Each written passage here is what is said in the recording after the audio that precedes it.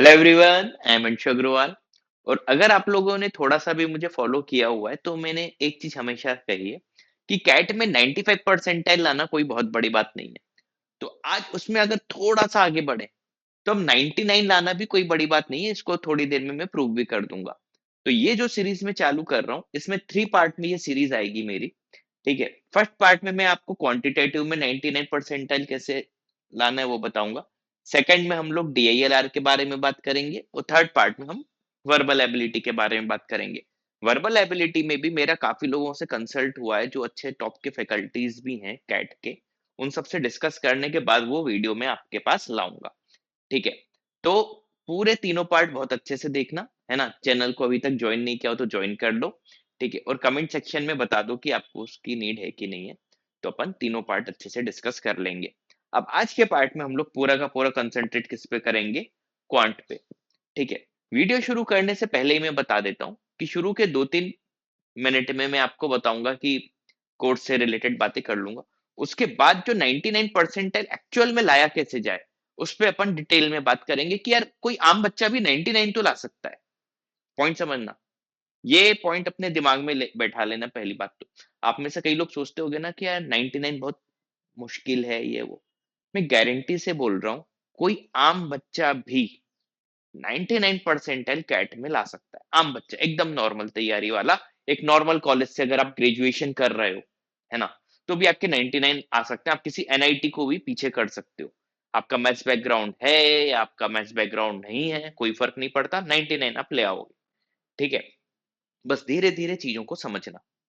ठीक। तो चलो शुरू करते हैं। अच्छा, सबसे इंपॉर्टेंट चीज तो एक ही है, आपको अपने मन में ये भरोसा लाना है कि 99 आप ला सकते हो। क्योंकि देखो, अगर मन में ही नहीं होगा कि 99 आ सकते हैं तो फिर कैसे आएंगे? है ना। इवन मैं तो बहुत सारे ऐसे लोगों को जानता हूँ कि जिनको लगता था कि उनके बिल्कुल 90 भी नहीं आएंगे, उनके भी 99 आज जाते हैं, कोई बड़ी बात नहीं है। प्रूफ कर देता हूं पहले ताकि आपको चीज समझ में आ जाए। लास्ट ईयर की भी अगर हम बात करें तो देखो, 6 to 7 जिसने क्वांट में करेक्ट किए थे है ना, उसके 95 प्लस आ गए थे परसेंटाइल। और सिर्फ 27 मार्क्स मतलब 9 क्वेश्चन भी जिसने कर दिए थे उसके 99 परसेंटाइल थे लास्ट ईयर। आप डेटा उठा के चेक कर लो। ठीक है। तो आउट ऑफ 22 क्वेश्चंस अगर किसी ने 9 भी करेक्ट कर दिए तो उसके 99 परसेंटाइल आ गए थे। तो यार ध्यान से समझो, अगर हमारे पास 40 मिनट्स हैं है ना, उन 40 मिनट्स में क्या हम 9 क्वेश्चन नहीं कर सकते? अब ये करना कैसे है इसी के बारे में इस वीडियो में अपन लास्ट में बात करेंगे। है ना, क्योंकि सोचने में तो खूब आसान होता है ना कि 9 क्वेश्चन ही तो करने। इवन कई लोग तो बस इतने से करके उनको लगता है कि एकदम वो प्रो हो गए 99। लेकिन असली कंपटीशन 99 के बाद चालू होती है। ठीक है। हमें इंटरव्यू भी तो निकालना उस लेवल पे, लेकिन पहले हम 99 तो लाए। ठीक है। तो अपन बात करेंगे कि यानी 9 क्वेश्चन हम कैसे करेक्ट करें। ठीक है। उसके लिए एक एक चीज ध्यान से समझना। अभी देखो, ये वीडियो आप कभी भी देखो आपका फायदा ही रहेगा उसमें, अगले 1-2 महीने बाद भी देखोगे। सबसे पहले अगर हम ब्रेक करें तो अभी हमारे पास मान लो जुलाई एंड ही है अभी, है ना। ये एंड अप्रोक्स आ गया है। लेकिन अभी भी पूरा का पूरा अगस्त है, सितंबर है, अक्टूबर है, इवन नवंबर भी एंड में इस बार कैट है। नवंबर को अभी हम ले ही नहीं रहे। ठीक है। नवंबर को हम इग्नोर करेंगे फिलहाल के लिए। अब आपको करना क्या है पहले वो बताता हूँ, फिर 99 लाना आसान क्यों है उस पे भी आखिरी में बात कर लूंगा। देखो, अभी ये जो आपके पास जुलाई और अगस्त आप कंबाइंड लिख देता हूँ। ठीक है। आप अगस्त एंड या इवन सितंबर एंड तक, है ना, सितंबर एंड तक सिर्फ एक ही कोशिश करो, सिर्फ और सिर्फ एक,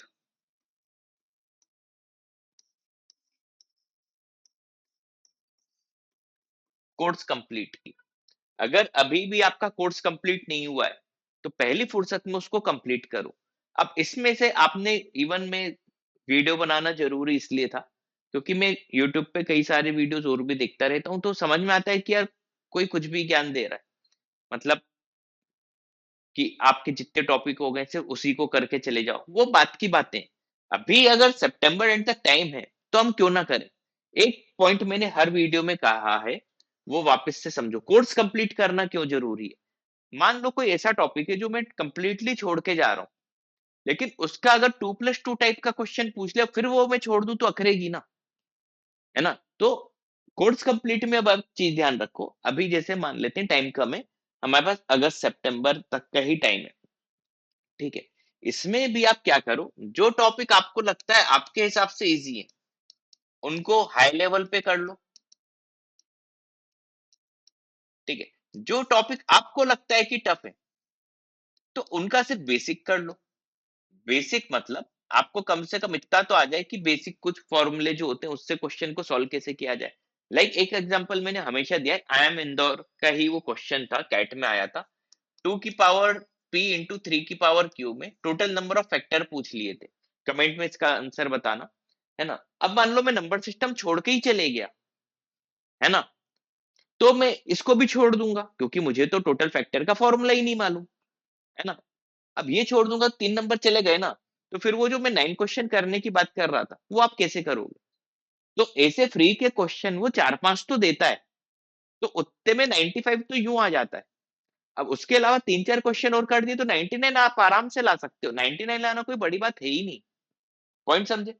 तो जो इजी टॉपिक आपको लगते हो उसको आप हाई लेवल तक कर लो, मतलब जो भी आपके पास सोर्स हो, और अगर अभी तक आपके पास अच्छा सोर्स नहीं है, ठीक है, तो आप हमारा वीडियो कोर्स भी ले सकते हो। हमारी वेबसाइट catipmet.com/cat2025 टाइप करना, है ना। यहाँ पे जाके आप कोर्स परचेस अभी भी कर सकते हो, क्योंकि आप मुझे जानते हो मैं टफ से टफ क्वेश्चन को बहुत इजी वे में सॉल्व करा देता हूँ, ठीक। तो यहाँ से भी अभी भी कर सकते हो, लेकिन ये टारगेट आपका कब तक का होना चाहिए, सितंबर एंड तक। और जो टॉपिक आपको लग रहा है बहुत टफ है उसका बेसिक बेसिक कर लो, या मैंने जो जैसे हमारे वीडियो कोर्स में मैं बोलता हूँ कि ये इंपॉर्टेंट है इसका ये शॉर्टकट फॉर्मूला याद कर लो, ये इंपॉर्टेंट है इसका शॉर्टकट, तो टफ में आप वो शॉर्टकट फॉर्मूला याद कर लो, इनकेस वो आ गया तो आपसे हो जाए, ठीक है। ये आपको एक पार्ट करना है, ठीक है। अब ये जो अक्टूबर नवंबर का समय है, तो अभी हमारा क्वांट पे ही आज बेसिकली हम लोग बात कर रहे थे, लेकिन अक्टूबर नवंबर में पूरा का पूरा आपको कंसंट्रेट किस पे करना है, मॉक टेस्ट पे। और हाँ, सितंबर एंड तक आप टॉपिक वाइज टेस्ट दे सकते हो, जैसे जैसे आपके टॉपिक होते जाए वैसे वैसे आप उसके टॉपिक वाइज टेस्ट जरूर दो, ठीक है।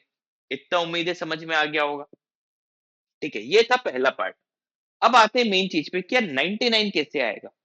तो 99 के लिए अभी अगर आपने ध्यान दिया हो, पहली चीज है दिमाग में कुछ चीजें रखना, और मैं इतने सालों से पढ़ा रहा हूं, मैंने एक चीज देखी है, बताए बच्चों के कम परसेंटाइल क्यों आते हैं, ये ध्यान से समझना। अगर इसमें आप भी हो तो कमेंट सेक्शन में जरूर बताना। देखो, 22 क्वेश्चन आने हैं क्वांट में, है ना।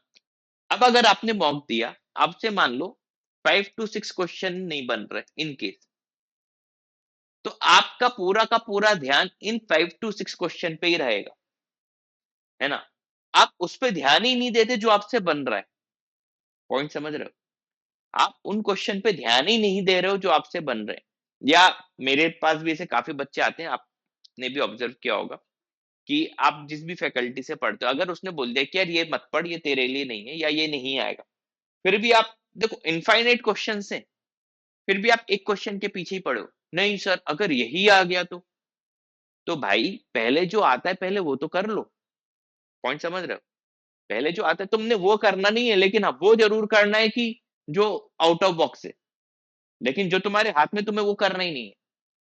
बस इन्हीं हरकतों से आपके 95 या 99 नहीं आते, नहीं तो 95 99 लाना कोई बड़ी बात नहीं है ना।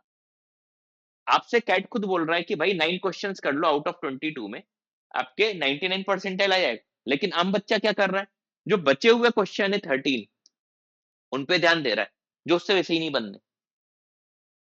पॉइंट समझ रहे हो? ये क्वेश्चन इन 13 में वो ऐसे क्वेश्चन में उलझ के रह जाएगा जो उससे वैसे ही नहीं बनते। वो उन क्वेश्चन को कर ही नहीं रहा जो उससे बन सकते हैं। पॉइंट समझ में आया। तो अब इसको हम इंप्रूव कैसे करें, मेन चीज अब क्या है, इसको हम इंप्रूव कैसे करें कि 99 आ जाए। इसके लिए आपका एक ही सहारा है, वो है मॉक टेस्ट।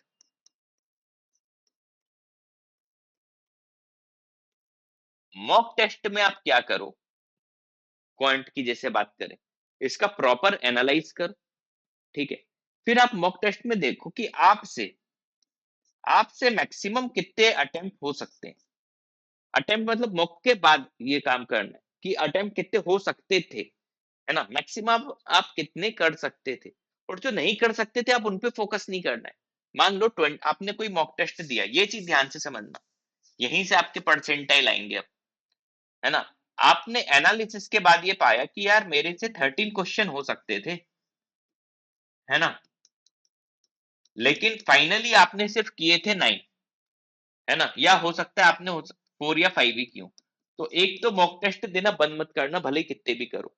अब मॉक में आपको क्या करना है एनालिसिस करते समय, अगर आपके दिमाग में आ रहा है कि आप 13 कर सकते थे, हो सकता है 13 में 5 आप कर चुके हो, है ना? 4 आपने कैलकुलेशन मिस्टेक करके गलत कर दिए हो, है ना?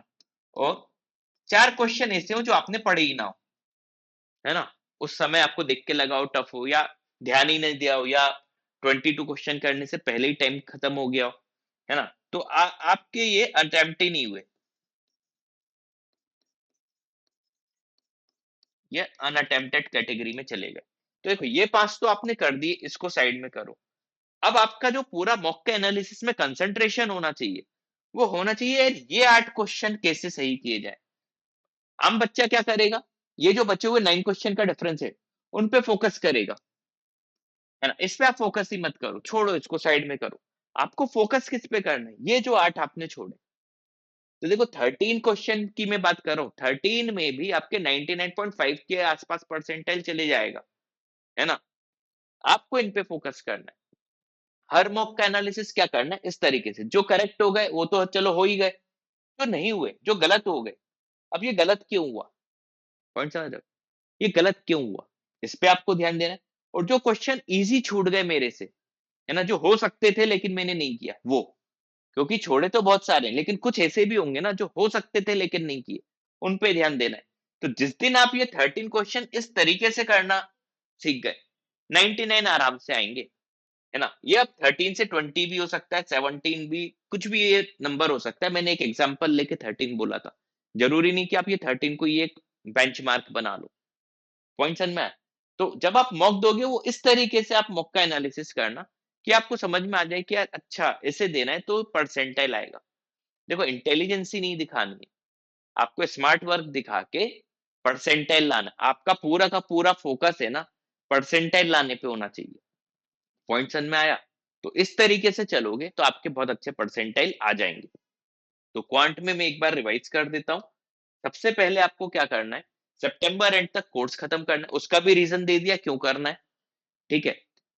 फिर अक्टूबर नवंबर में उसका रिवीजन करना, जो सितंबर एंड तक पढ़ा है उसी का आप रिवीजन करते जाओ अक्टूबर नवंबर तक में, और कुछ मत करो। प्लस जब आप मॉक टेस्ट दोगे, मॉक टेस्ट में एनालिसिस वही करना है, जो आपके गलत हो गए वो गलत क्यों हुए हैं, और जो इजी क्वेश्चन जो आपने छोड़ दिए आपके हिसाब से जो इजी थे, उनके सॉफ्टवेयर के हिसाब से इजी मत देखना, है ना? टेस्ट सीरीज में जैसे हम लोग बोलते हैं ना ये क्वेश्चन इजी था, ये टफ नहीं। हमारे पॉइंट ऑफ व्यू से क्या इजी था, हमारे पॉइंट ऑफ व्यू से क्या टफ था, है ना? क्योंकि कई बार ऐसा होता है ना, कोई क्वेश्चन मुझे बहुत ईज़ी लग रहा है, लेकिन लोगों को वो बहुत टफ लग रहा है, या कोई क्वेश्चन मुझे बहुत टफ लग रहा है, लेकिन लोगों को वो ईज़ी लग रहा है। तो आप अपने हिसाब से चलोगे।